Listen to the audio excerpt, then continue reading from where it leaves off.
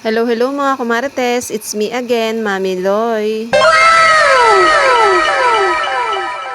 As usual, late upload na naman si Kumarites nyo. Ewan ko ba, pero dumadaan talaga yung super tamad ako mag-edit ng mga vlog. Kaya naman halos umaabot nga ng 1 linggo ko bago i-edit. So ayan, biglaan nga lang pala tong alis namin ngayon. Bago pa nga to mag-graduation yung aking anak. Biglaan nga lang talaga to dahil kakawas ko nga lang yan tapos kakakain pa lang namin ng hapunan. Nagyakad kasi yung bayaw ko, yung kapatid ng aking asawa dito sa SM. Kakain nga daw. Diyos ko, kung alam ko lang, di na kami kumain sa bahay. Kaya nung tumawag kasi si Kuya JR, nakakain na nga kami ng hapunan. Hindi na nga sana kami sasama dahil nga nakakain na kami. Pero ang sabi nga ni Kuya ay kahit mag-dessert na nga lang daw kami, kaya naman ayan, Gora Bells na din tayo. Bibili nga lang ng sapatos si Kuya JR pero parang mukhang mapapamahal pa nga siya. Pumunta na nga kami dito sa taas sa may Mang Inasal dahil naandito nga sila. Dapat talaga sa Mang Inasal na nga lang kami kakain, yun nga lang marami nga daw tao. Pero syempre hindi na nga kami kakain at maghahalo-halo na lang kami. Pero itong aking anak nga ay mukhang kakain pa din. So ayan, nauna na nga sila dito sa Mang Inasal at maraming nga tao, punuan. Pero hindi naman weekdays ngayon, pero madaming nga tao dito sa SM. Ang hindi nga lang pala kasama ngayon ay yung aking biyanan na lalaki. Ayaw daw sumama kaya naman nagpapa-take out na lang. At ayan naman si Kyler, tuwan-tuwa na naman nakita ang kanyang kuya Kurt. Kasalawan na naman at bardagulan na naman are. At dahil nga puno nga dito sa Mang Inasal ay bumaba na nga lang kami. Maghahanap na nga lang sa iba kung saan pwedeng kumain. Kaya naman nakapagyakag nga si Kuya JR nga dito dahil nga yung mga sapatos niyang datihan ay mga nasira na. Natanggal na ang mga swelas.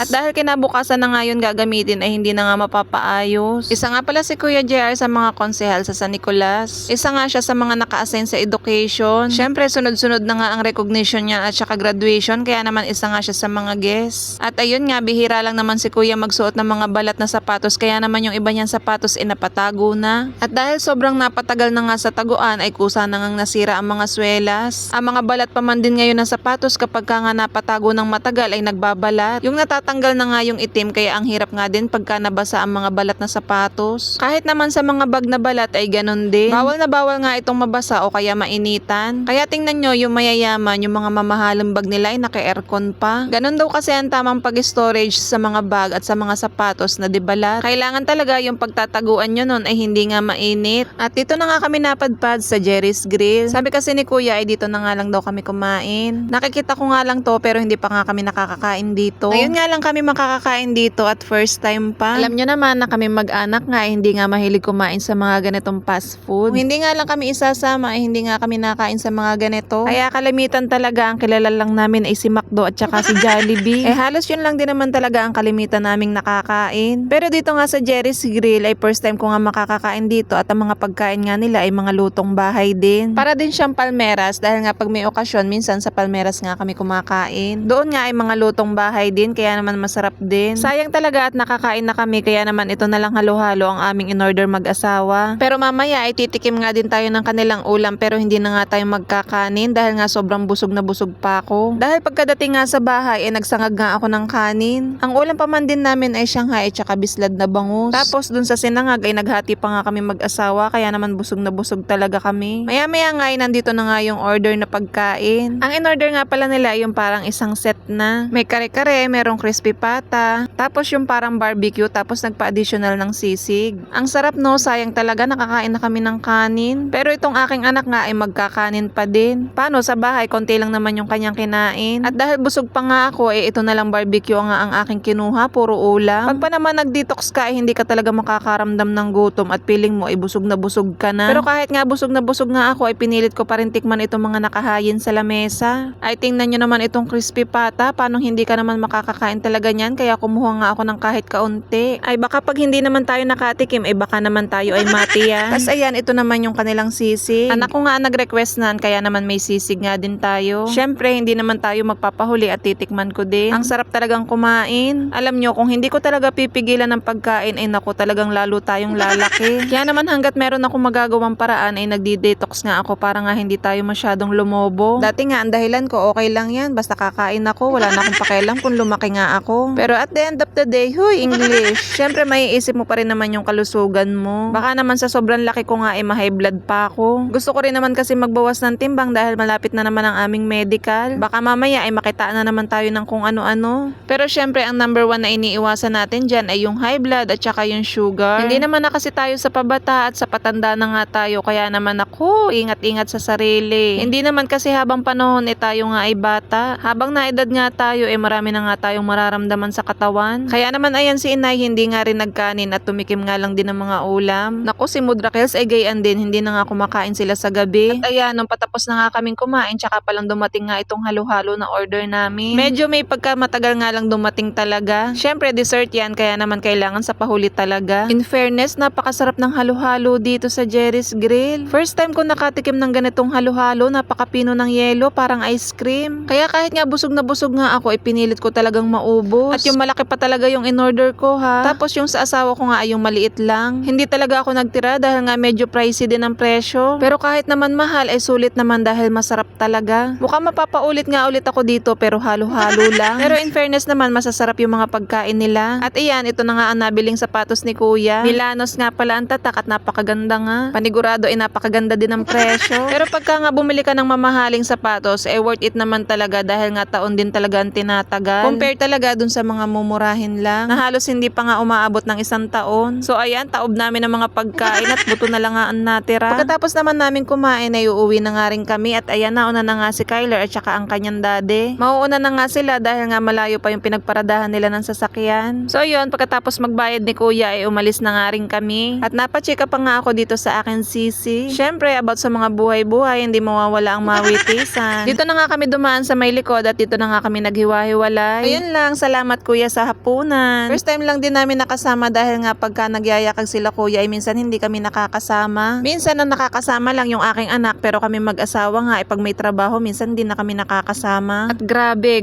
talaga yung busog ko. Kanina nga nung umalis ako 74 pa lang yung timbang ko. Nung umuwi nga kami nagtimbang ako 75. Grabe, ang bigat sa tiyan ng halo-halo. Nakakadagdag pala yun ng timbang.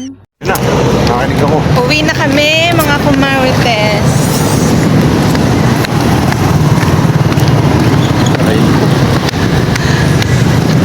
Nabusog. Ang sarap ng halo-halo. Dalawang tayong halo-halo mo eh. So yun lang naman mga kumarites. Thank you for watching. Bye!